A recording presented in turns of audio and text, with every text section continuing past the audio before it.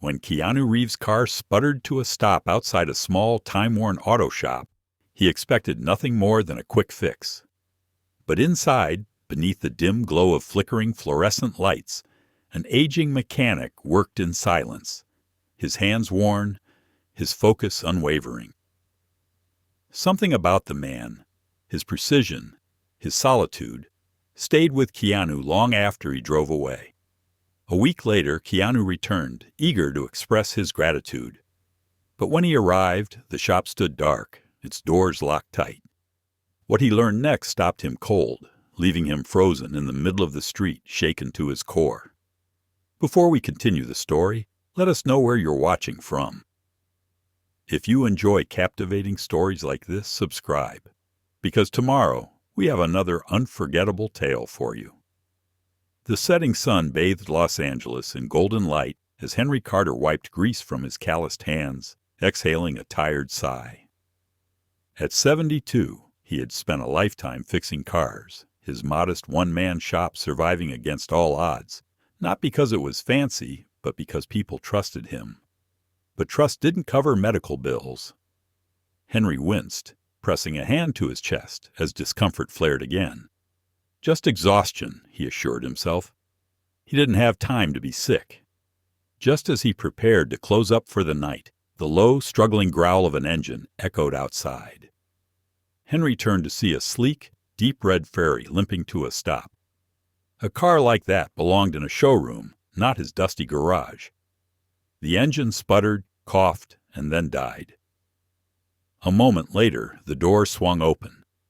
A tall man in a black leather jacket stepped out, slipping off his sunglasses. Effortlessly cool, like someone from a movie scene rather than an old repair shop. "Evening," the man said smoothly. "Think you could take a look?" Henry studied him, then the car. Something about him felt familiar, but he dismissed the thought. Probably just another rich guy with an expensive toy. With a low grunt, he muttered, "Too much luxury for my taste." The man chuckled. "Yeah, but a car's still a car, right?" Henry smirked. "A motor's a motor."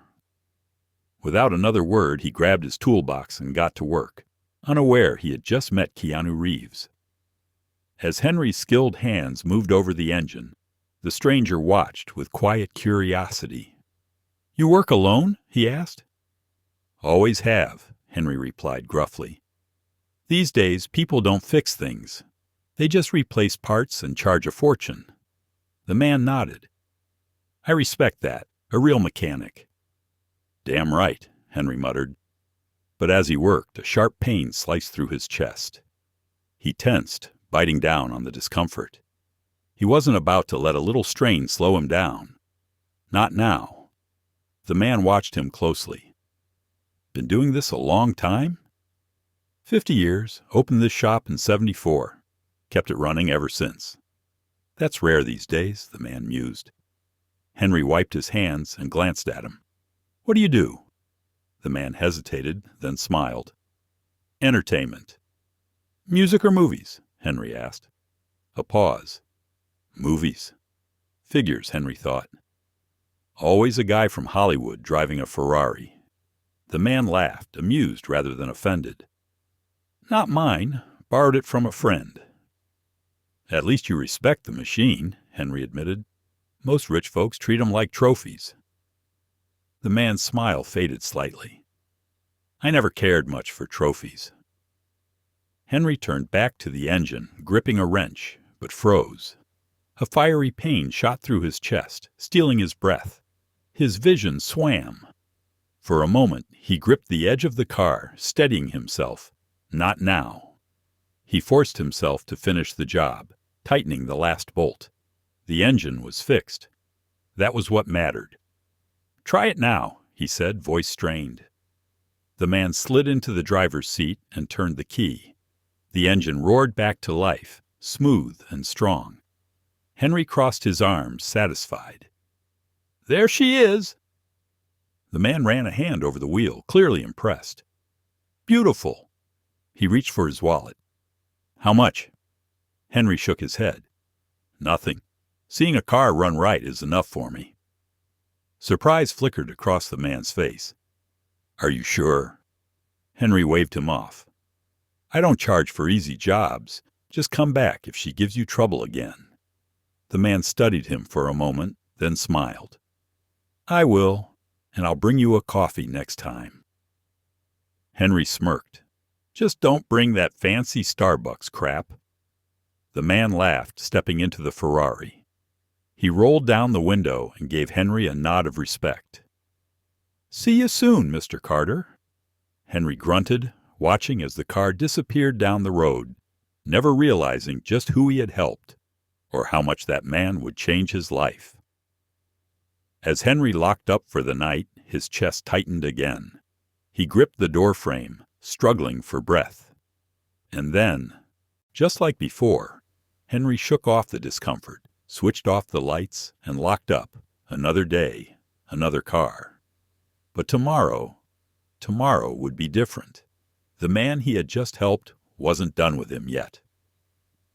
As Keanu Reeves drove through the quiet Los Angeles streets, the Ferrari's engine hummed beneath him, but his thoughts were elsewhere. Henry Carter, the gruff, no-nonsense mechanic, had left an impression. In a city filled with actors, billionaires, and fame-seekers, Henry was something rare. Honest, unshaken, real. And for reasons Keanu couldn't quite explain, he felt compelled to know more. Back home, he poured a glass of water, opened his laptop, and typed, "Henry Carter, Auto Repair, Los Angeles." The first result was a basic, outdated website. No marketing gimmicks, no promotions, just Carter's Auto Repair, honest work since 1974.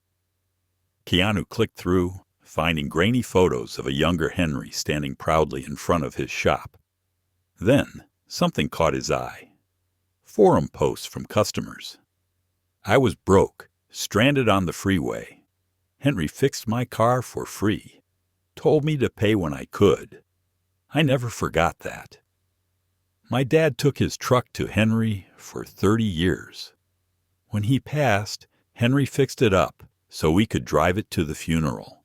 He wouldn't take a dime. This man once stayed late just so I could make it to my night shift. Wouldn't even accept a tip." Keanu's grip on the laptop tightened. Henry wasn't just a mechanic. He was a lifeline to people who needed one, a pillar in a city that didn't care. And yet, he was practically invisible to the world, beyond his small corner of Los Angeles. Keanu leaned back, thinking. Henry had already refused money once. So how do you repay a man like that? His mind replayed their conversation. Henry didn't care about wealth. He cared about fixing things right. And then it hit him. Keanu smirked. This wasn't about handing Henry a check. This was about giving him a legacy. He closed his laptop, grabbed his phone. He needed to make a call. But before he could dial, his phone buzzed first. An unknown number. He hesitated, then answered. "Hello?" A hesitant voice responded. Is this Keanu Reeves?" Keanu sat up. "Who's asking?" The caller sighed. "My name's Bill. I own the laundromat across from Henry Carter's shop." Keanu's grip tightened. "How'd you get this number?" "Look, I know this is weird," Bill said, "but I saw you at Henry's shop last night. Figured if anyone could help, it's you." Keanu's stomach dropped. "What happened?" Bill exhaled. "Henry's in the hospital." A chill ran through Keanu. He had planned to return tomorrow, but tomorrow might be too late. He grabbed his keys. He was going now, because some debts couldn't wait. And Henry Carter wasn't just another forgotten name. When Keanu arrived at Carter's Auto Repair, the street was eerily quiet. The shop, normally dimly lit but always open, was completely dark. On the front door, a single sheet of paper was taped unevenly. Keanu stepped out of his car, boots clicking against the pavement. The note read, "Closed indefinitely." His jaw tightened. So it was true. Henry wasn't here. The sound of footsteps made Keanu turn. A man in his 60s, dressed in a faded flannel, stood near the laundromat watching him. "You're the guy from last night, aren't you?" the man asked. Keanu nodded. "Bill?" The man gave a sad smile. "Yeah. Sorry for the call out of nowhere, but I figured you'd want to know." Keanu's voice was low. "What happened?" Bill sighed, rubbing a hand over his graying beard. "Henry had a spell while working. Looked real bad. A customer found him slumped over in the garage, trying to push through it." Keanu clenched his jaw. He remembered Henry rubbing his chest, trying to hide the pain. He had known something was off. He should have asked. He should have stayed longer. "Where is he?" Keanu asked. "County General. Been there since Monday." Keanu nodded, already moving toward his car. Bill called after him. "Listen, I don't know what your connection to Henry is, but that man, he's been holding this place together longer than most of us have been alive. And now—" Bill hesitated. Keanu turned back, waiting. Bill exhaled. "Now I don't know if he's got it in him to keep fighting." Keanu gripped his car keys. Henry had given everything to this shop, to this community. And now, when he needed someone, there was no one. Number Keanu wouldn't let that happen. Without another word, he slid into his car and sped off toward the hospital. Because this wasn't over. This wasn't just about fixing an engine anymore. This was about fixing something bigger. As Keanu pulled onto the freeway, his hands gripped the wheel. Henry might not want charity, but Keanu wasn't offering charity. He was offering something more. And whether Henry liked it or not, Keanu wasn't leaving that hospital without a plan. This wasn't just a visit. It was the start of something far greater. Inside County General, the scent of antiseptic and stale coffee filled the halls. Keanu walked with purpose, his boots tapping against the linoleum. He wasn't here for an autograph. He wasn't here for publicity. He was here for Henry Carter. And if Bill was right, time wasn't on their side. At the front desk, a nurse blinked in surprise, but to her credit, didn't ask for a selfie. "I'm looking for Henry Carter. He was admitted a few days ago." She typed into the system, then nodded. "Room 317, third floor. He's stable, but don't expect him to be too talkative." Keanu thanked her and stepped into the elevator.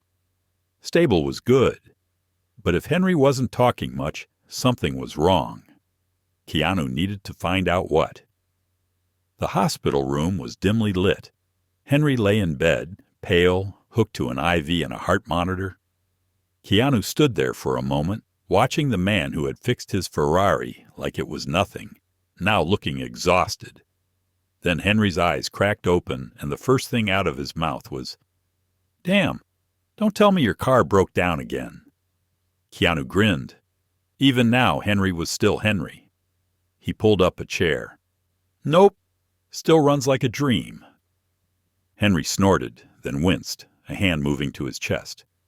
Keanu frowned. "How bad is it?" Henry shrugged, though the motion looked exhausting. "Doctors say I got a heart that don't listen to me anymore. Kinda like a busted engine. But I can't swap it out." Keanu's jaw tightened. This wasn't just a rough patch. This was serious, and Henry knew it. Keanu leaned forward. "Look, Henry, I want to help." Henry let out a dry chuckle. "Kid, I know who you are. You're rich, famous, and whatever you're about to say involves money." Keanu didn't blink. "Yeah, I want to pay your medical bills." Henry turned his head, his expression unreadable. After a long pause, he shook his head. "No," Keanu exhaled slowly. "Henry, I don't take handouts, kid." His voice was firm. Keanu studied him. This wasn't just pride. Henry had spent his life standing on his own 2 feet. He wasn't about to change that now. Keanu nodded. "Fine." If Henry wouldn't take money, Keanu needed another approach. He sat back, then suddenly said, "You built something, Henry. And you're just going to let it die?" Henry frowned. "What the hell are you talking about?" Keanu gestured. "Your shop, your work, the people you've helped. What happens when you're not there anymore? Henry sighed. Guess it closes. Keanu tilted his head. And that sits right with you? Henry was quiet. Keanu could see it, the weight of it settling in. Then Keanu leaned forward. I have an idea. Henry narrowed his eyes. Oh, I bet you do. Keanu smirked. Hear me out. Henry had spent his life fixing broken things. Now Keanu was about to fix something for him.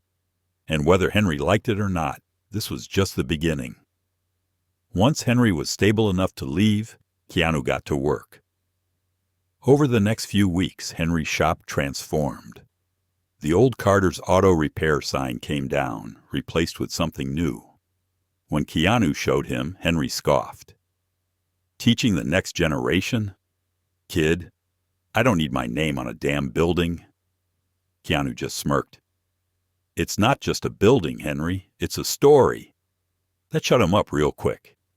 When the shop reopened, the turnout was bigger than anyone expected. Former customers, young mechanics, even kids who had never held a wrench before. They all showed up. Some just wanted to see Henry again. Others wanted to learn. Keanu stood back, watching. Henry, gruff as ever, barked at a nervous 19-year-old holding a wrench wrong. If you're going to fix a car, at least hold the damn tool like you mean it. The kid gulped, adjusted his grip, and tried again. Keanu chuckled. Henry would never change, and that's exactly why this would work. That night, as Henry locked up, he turned to Keanu. His voice was quiet, but honest. Guess I owe you one, kid. Keanu smirked. Nah. You already paid me back. Henry frowned. How the hell did I do that? Keanu gestured toward the shop. By proving that the right way is still worth teaching. Henry looked up at the sign one last time, and for the first time in a long time, he felt proud. One evening, Henry stood outside, gazing at the new sign.